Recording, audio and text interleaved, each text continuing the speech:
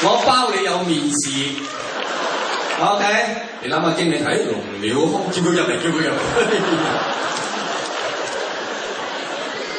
啊，小姐你又話龍鳥空，但係好似唔好覺咁，點解？哦，唔係，經理我哋哈佛畢業嘅咧，係唔可以太誇張嘅你話，慢慢先至介紹你自己，係唔係寫落去先？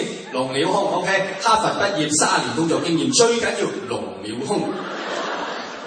男士，好啦，咁我係男士，你結構邊部分要轉型啊？冇錯，你何必？即係講開啫，我覺得做藝人做到何守信算係咁嘅啫。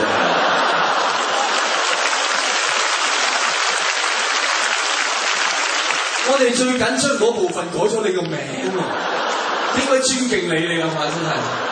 我都期望第日過幾年啲阿爸教仔踢波，嗱你射死球啊！最緊要揞住個子華。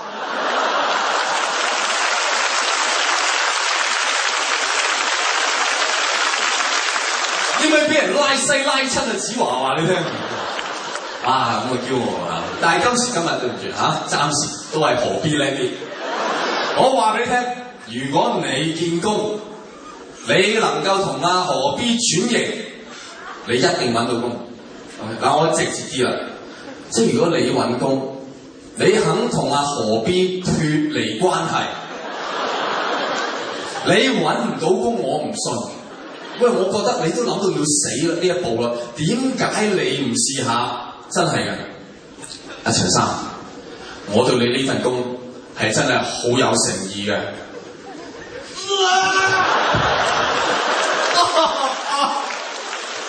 阿陳生，你揸住，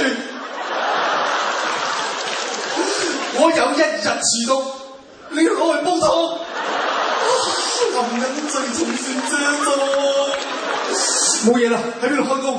唉，你有呢種決心，我唔信你揾唔到工，係咪？喂，第二個國家我唔知，我哋中國人素來有呢種傳統。每一個朝代大量人失業嘅時候，結構性轉型做太監，有好多後嚟做咗 CEO 嘅。係咪？而事實上，你諗下，太監呢個係令人成熟得最快嘅行業嚟㗎啦！一剎那之前，你仲係一個僆仔；一剎那之後，你就係公公啦。